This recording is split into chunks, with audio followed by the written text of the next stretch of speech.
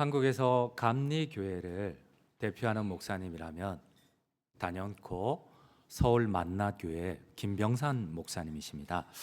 그분의 책을 읽다가 받은 은혜가 있어서, 깨달음이 있어서 여러분들하고 나누고자 합니다. 김병산 목사님께서 목회를 하는 가운데 고민이 되셨어요. 왜 믿는다고 하는데 능력이 나타나지 않나? 여러분, 어쩌면 저희 교회의 고민이기도 합니다. 왜 현대교회는 시간이 지나면 지날수록 왜 하나님의 능력이, 하나님의 권능이 자꾸만 사라져 가는 걸까요? 그 권능의 자리에 우리가 교제라든지 혹은 함께 공동체라든지 이런 걸로 대체를 하는데, 원래 교회의 본질은 하나님의 영광과 권능과 능력입니다. 여러분, 왜 우리는 믿는다고 하는데 능력이 나타나지 않을까요?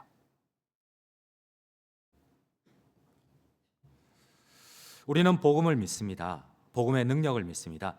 근데 계속해서 현대로 가면 갈수록 왜 교회 안에 이전에 나타나던 능력들이 왜 자꾸만 사라져가는 걸까요? 그렇습니다. 목사님이 직접 목회를 하며 이 문제에 답을 찾았습니다. 바로 그리스도인들이 능력을 상실하는 이유가 있습니다. 근데 가만히 보니까 믿음의 문제는 아니에요. 믿음이 아니라 문제는 믿음대로 살지 못하는 삶이 문제였습니다. 그럼 왜 나는 능력을 상실해 가고 있을까요? 쉽게 얘기하자면 믿음이 문제가 아니라 믿음대로 순종하지 못하는 것이 문제였습니다. 우리가 믿는다고 하지만 능력이 나타나지 않는 것은 순종이 없기 때문에 그렇습니다. 순종이 없는 믿음은 거짓 믿음입니다.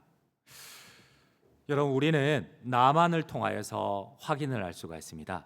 잘 알고 있는 나만은 엘리사에 대한, 하나님에 대한 믿음을 가지고 수백 리길을 고단한 몸을 이끌고, 병든 몸을 이끌고 엘리사에게 고침을 받기 위해서, 하나님께 고침을 받기 위하여서 수백 리를 왔어요.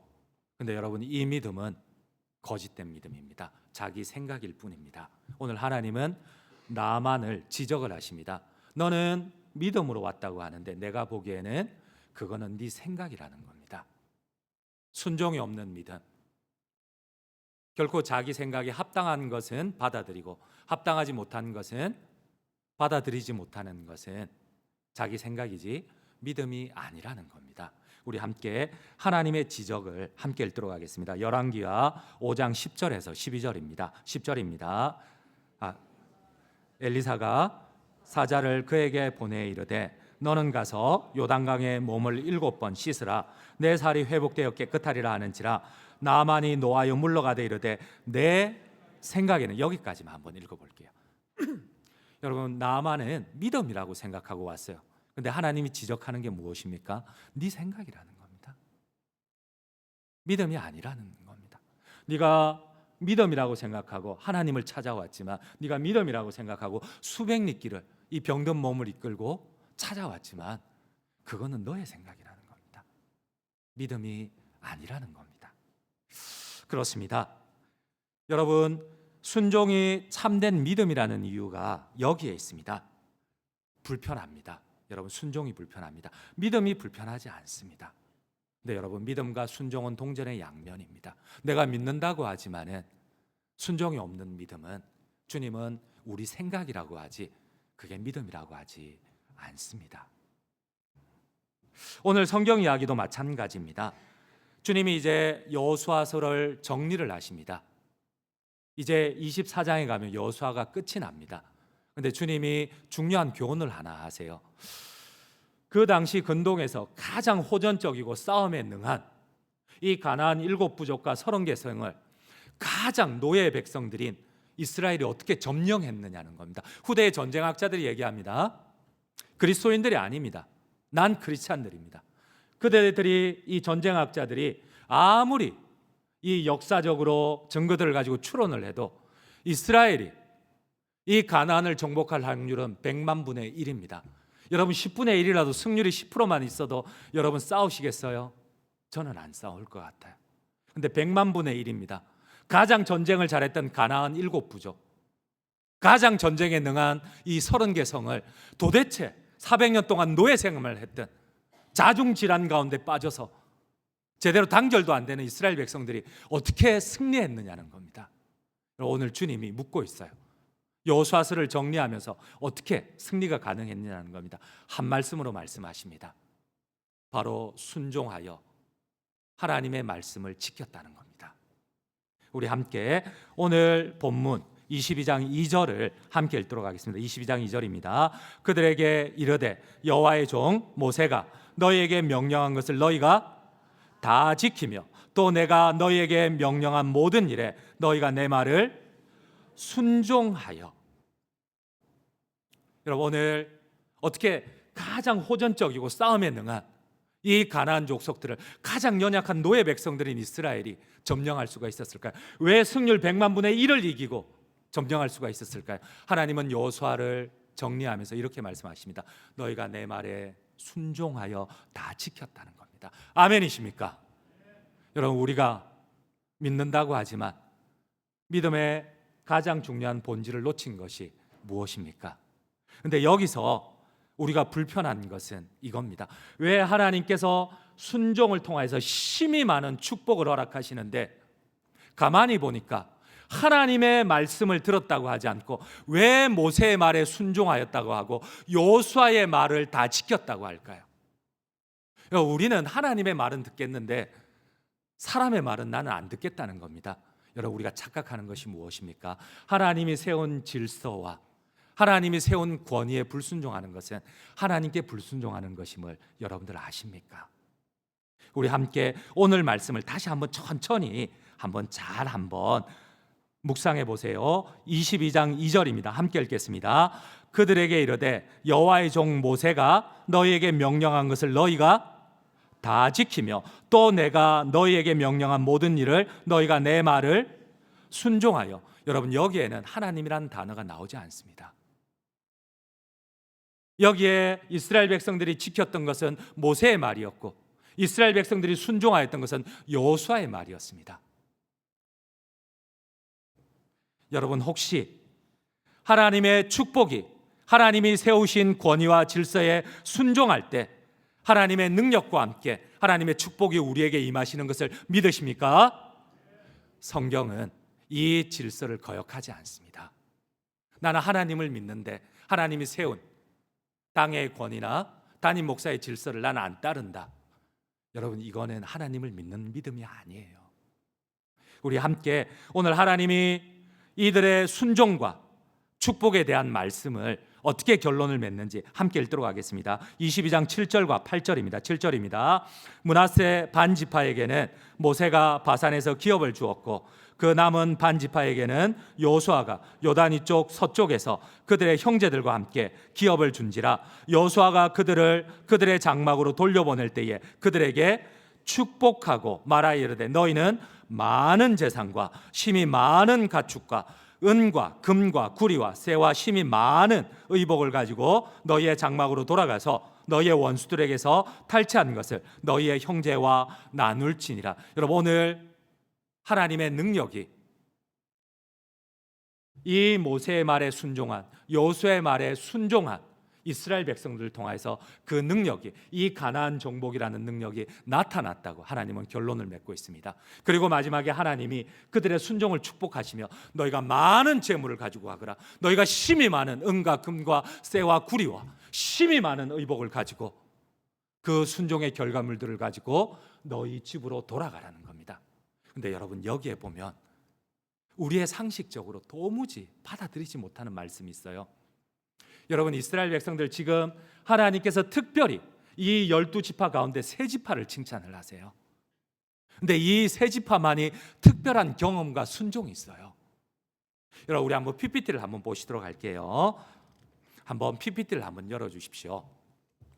원래는 이스라엘 백성들이 이 가데스 바네아, 저기 있는 이 빨간 걸로 칸을 만든 반대편인 요단 서편 아래쪽 가데스 바네아로 올라갔어요. 근데 그들이 하나님을 거역하고 불순종해서 하나님은 그 1세대를 이 광야에서 다 죽도록 내버려 두십니다. 근데 두 번째는 하나님이 이들이 저기에 있는 골리앗의 선조들인 아낙 자손들, 이 가데스 바네아 앞에 보면은 헤브론이 있습니다. 그들을 보고 두려워서 떨어서 하나님을 거역하고 불순종했어요. 그리고 결국 그들은 광야에서 죽었어요. 그래서 하나님은 두 번째는 이들을 긍휼히 여기셔서 요단 동편으로 데리고 올라가십니다. 근데 이들이 요단 동편에 갈 때 이 세 지파, 오늘 칭찬을 받은 이 세 지파가 하나님을 거역을 합니다. 근데 웃긴 게 하나님을 거역한 게 아니고 모세를 거역을 합니다. 모세에게 이렇게 부탁을 합니다. 야, 하나님의 약속의 땅은 서편 땅인데 이 동편 땅을 보니까 이것도 좋다는 겁니다. 우리는 여기에 머물고 건너지 않도록 우리에게 허락을 해달라는 겁니다. 이곳을 우리의 소유로 달라는 겁니다. 우리 함께 성경을 읽도록 하겠습니다. 민수기 32장 5절 말씀입니다. 함께 읽겠습니다. 민수기 32장 5절입니다. 또 이르되 우리가 만일 당신에게 은혜를 입었으면 이 땅을 당신의 종들에게 그들의 소유로 주시고 우리에게 요단강을 건너지 않게 하소서. 여러분, 어쩌면 충분히 부탁할 수 있는 말이에요. 근데 모세가 포근을 합니다. 이 하나님을 거역하는 반역자들아. 여러분, 우리 생각에는 동편 땅이 좋아 보여요. 그리고 거기에 성을 짓고 우리가 여기에 소유로 있고 우리는 건너가지 않도록 허락하셔서 충분히 할 수 있는 얘기예요. 근데 모세는 이렇게 포근을 합니다. 너희는 반역자요, 하나님을 거역하는 자요, 하나님의 나라를 망하게 하는 자다. 여러분, 내가 이런 얘기를 한다면 여러분들 받아들일 수 있겠습니까? 내가 여러분들에게 부탁을 했는데 여러분들이 안 듣는다고, 이 반역자들이요, 하나님의 나라를 망하게 하는 자요. 여러분, 충분히 세 지파가 얘기할 수 있는 내용입니다. 심지어 모세는 이렇게 얘기를 합니다. 너희는 12정탐꾼과 같은 하나님을 거역하는 자들, 반역자들이라는 겁니다. 우리 한번 성경을 읽도록 하겠습니다. 민수기 32장 7절 8절입니다. 7절입니다. 너희가 어찌하여 이스라엘 자손에게 낙심하게 하여서 여호와께서 그들에게 주신 땅으로 건너갈 수 없게 하려 하느냐? 너희 조상들도 내가 가데스 바네아에서 그 땅을 보라고 보냈을 때에 그리 하였나니. 여러분, 뭐라고 합니까? 이런 부탁하는 사람들을 보고 너희 선조들이 하나님의 백성들을 다 망하게 해서 광야에서 죽게 했듯이 너희가 똑같이 하고 있다는 겁니다. 너희는 반역자라는 겁니다. 하나님의 나라를 망하게 하는 자들이라는 겁니다. 여러분, 이게 무슨 말이에요? 충분히 얘기할 수 있잖아요. 상식적으로 이게 더 맞아요. 여러분, 어떻게 어린 자녀들만 남겨놓고 아빠들이, 이 청년들이 어떻게 전쟁에 참여할 수가 있겠어요? 이 성에 이 노부모들만 남겨놓고 어떻게 전쟁에 참여할 수 있겠어요? 그런데 모세가 이렇게 얘기를 합니다.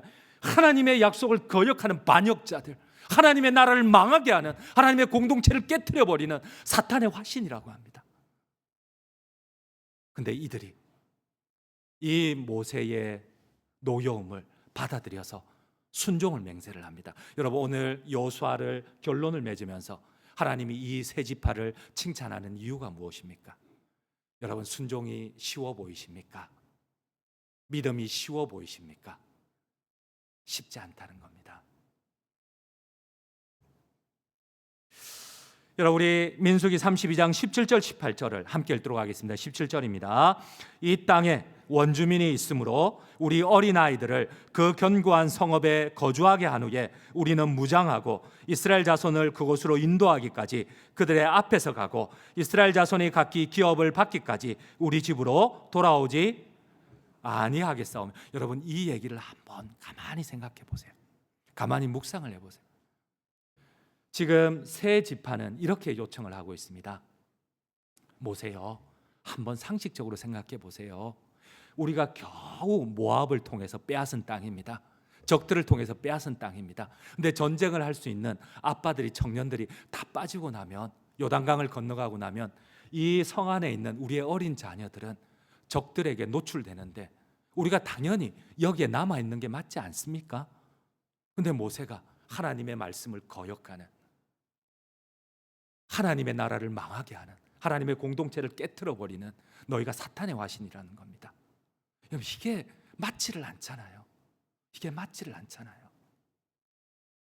근데 결국 이들은 순종을 합니다. 그러면 우리가 성만 짓고 우리는 이 전쟁이 끝날 때까지 10년이든 100년이든 다시 돌아오지 못하더라도 순종하겠습니다. 아멘이세요.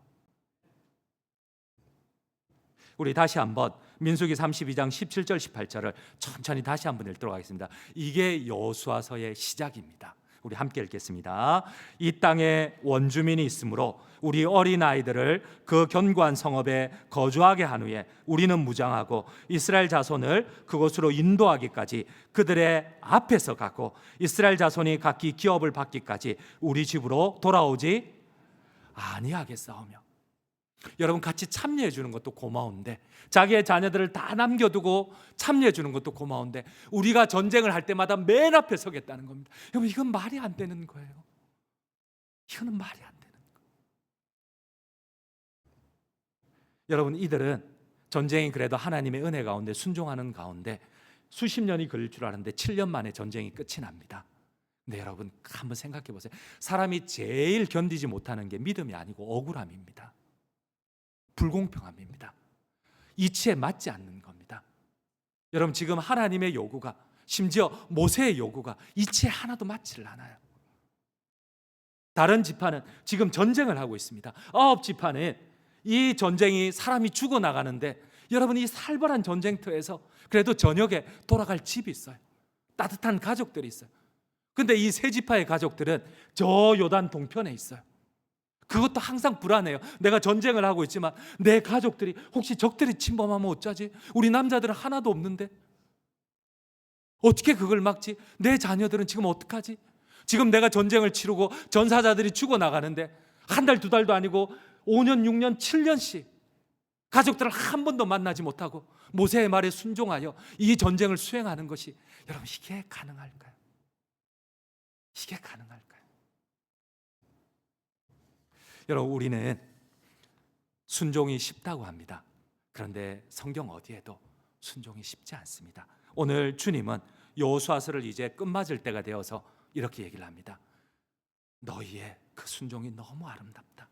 내가 이제 너희의 순종을 칭찬하며 내가 너희에게 심히 많은 보물과 심히 많은 금가움과 심히 많은 의복과 쇠를 가지고 지금까지 기다려준 가족을 가서 보상을 하라는 겁니다. 우리는 가끔 성경의 순종과 믿음을 분리할 때가 많습니다.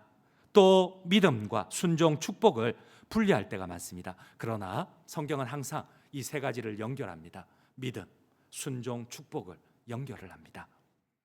여러분, 우리가 잘 알고 있는 순종과 축복을 얘기할 때에 가장 대표적인 사례가 베드로입니다. 우리는 주님이 베드로에게 가서 이렇게 얘기를 합니다. 깊은 데로 가서 그물을 오른편에 던져라. 순종했더니 2배가 가득 잠길 정도로 하나님의 은혜와 능력과 축복을 받았다. 여러분, 쉽게 생각합니다. 근데 이 상황을 제대로 알면은, 제가 이 상황을, 저는 뱃사람입니다. 뱃사람 출신입니다. 그래서 이 상황을 누구보다도 잘 압니다. 제가 이 본문을 묵상을 하면서 10번을, 20번을, 100번을 저한테 물었습니다. 근데 단 한 번도 제가 순종이 안 되더라고요. 오늘 주님이 베드로를 찾아와서 우리가 잘 알고 있는 물고기인 모나미 153마리, 이 기적을 이렇게 시작을 하십니다. 우리 함께 누가복음 5장 6절 7절을 함께 읽도록 하겠습니다. 6절 7절입니다. 그렇게 하니 고기를 잡은 것이 심히 많아 그물이 찢어지는지라 이에 다른 배에 있는 동무들에게 손짓하여 와서 도와달라 하니 그들이 와서 2배의 체험에 잠기게 되었더라. 여러분, 베드로의 인생에 최고의 대박이 나는 순간입니다. 하나님의 축복이 최고로 오는 순간입니다. 순종하여 깊은 데로 가서 그물을 오른편에 던져라. 순종하였더니 대박이 난 사건입니다. 근데 여러분, 저는 이 본문을 아무리 묵상해도, 나한테 아무리 10번, 20번, 100번을 해도 다 저는 넘어갔어요.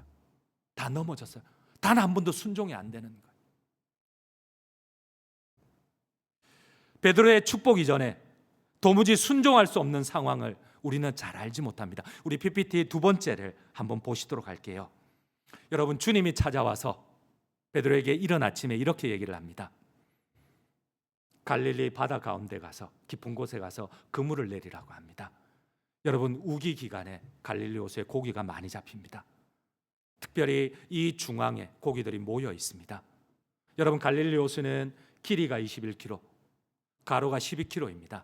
저 중앙까지 오늘날 동력선이 있지만은 베드로 시대 때는 4시간 정도를 노를 저어 가야 됩니다. 근데 베드로는 이제 고기 잡으러 나가는 시간이 아니에요. 전날에 밤새도록, 이 말씀 바로 앞에 이런 내용이 나옵니다. 밤새도록 그물을 내리고 투망을 하고 양망을 하고 투망을 하고 양망을 했는데 한 마리도 못 잡아서 이제는 날이 밝으면 고기가 더 이상 걸리지를 않으니까 포기하고 겨우 저기를 4시간 동안 노를 저어서 끊어지는 팔을 겨우 참고 다시 육지에 도달을 했어요. 그런데 이 세마포 그물은 가만히 놔두면 썩어버리니까 한 2시간 또 정리를 합니다. 바로 투망할 수 있도록. 거기에 있는 이 찌꺼기들을 정리를 하고. 여러분들은 지금 제가 무슨 얘기하는지 모르죠. 배를 안 타봐서 그렇습니다. 이 어부가 안 돼요. 그물질을 안 해보니까 이게 무슨 말인지를 모르는 거예요. 여러분, 이 그물을 투망할 수가 없어요. 그 찌꺼기 때문에. 특히 세마포, 베드로 시대의 세마포 이 그물은 오늘날처럼 이 나일론이나 가는 나일론이나 아니면 투명 낚싯줄 같은 그물이 자망이 아니에요. 베드로 시대에는 그 두꺼운 세마포 린넨이에요. 이 그물을 씻어두지 않으면 이게 썩어버려요. 그래서 베드로는 돌아오자마자 이 밤새 고생하고 사람이 한 마리도 없으면 더 지쳐버리거든요. 겨우 한 2시간 힘을 다해가지고 그 그물을 씻었어요. 이제는 밥도 싫어요. 여러분, 저도 밤새 이렇게 원양어선을 탈 때에 혹은 국내 연근의 뼈를 탈 때에 여러분, 팔이 떨어져 나갑니다. 이 7시간을 그물을 당겨보세요. 계속 이렇게만 해도 팔이 떨어져 나가는데 밤새 그물을 당겨야 돼요. 여러분, 아침에 되면 내 팔이 아닌 것 같아요. 떨어져 나가는데 한 마리도 못 잡으면 2배로 막 사람이 고단하고 피곤하거든. 아프고 겨우 돌아왔는데 주님이 그물을 씻고 이제는 뻗으려고 하는데, 여러분, 이 양망을 하고 나면, 밤새 일을 하고 나면 제가 기억을 돌이켜봐요. 야, 나는 밥도 먹기 싫어가지고 지쳐가지고 이 바깥에 있는 비옷 있잖아요. 여러분, 이걸 입고 그냥 그대로 침실에 들어가서 자요. 지저분하고 이런 게 없어요. 여러분, 진짜 고단하면 깨끗하고 이런 거 없어요. 지저분하고 이런 거 없어요. 그냥 들어가서 뻗어요, 시체처럼. 여러분, 지금 베드로가 이런 상황, 그래도 정신을 차리고 겨우 그물을 씻었는데 그물을 다 씻고 이제 뻗으려고 하는데 주님이 와서 다시 노를 저 4시간 동안 가라는 거예요. 근데 여러분, 제가 묵상을 해봤어요. 내가 왜 넘어질까? 내가 주님이 100번을 얘기해도 내가 왜 순종하지 못할까? 그러니까 마지막에 이것 때문이에요. 여러분, 주님은 목수입니다. 여러분, 전혀 낯선 사람이 와서 부탁을 합니다. 여러분, 나는 그래도 조금이라도 바다에 대해서 아는 사람입니다. 고기에 대해서 아는 사람입니다. 여러분, 혹시 그물을 놓아보셨습니까? 여러분, 그물은, 이 자망은, 특히 코에 걸리는 고기 그물은 절대 낮에 놓지 않습니다. 고기가 그 그물을 알아보고 다 도망가기 때문에 그렇습니다. 그래서 그물을 항상 밤에 놓아야 됩니다. 시골에서도 이 자망을 놓을 때는 항상 초저녁에 이 어둠을 타고 그물을 놓습니다. 그리고 낮에 가서 아침에 이 해가 뜨기 전에 거두어 버립니다. 여러분, 고기는 이 그물을 알아보고 다 도망을 가버립니다. 다 돌아가 버립니다. 근데 주님은 지금 아침에 가서, 그것도 한가운데 다시 노를 저어가서, 오늘날처럼 좋은 나일론도 아니고 오늘날처럼 좋은 투명실도 아닙니다.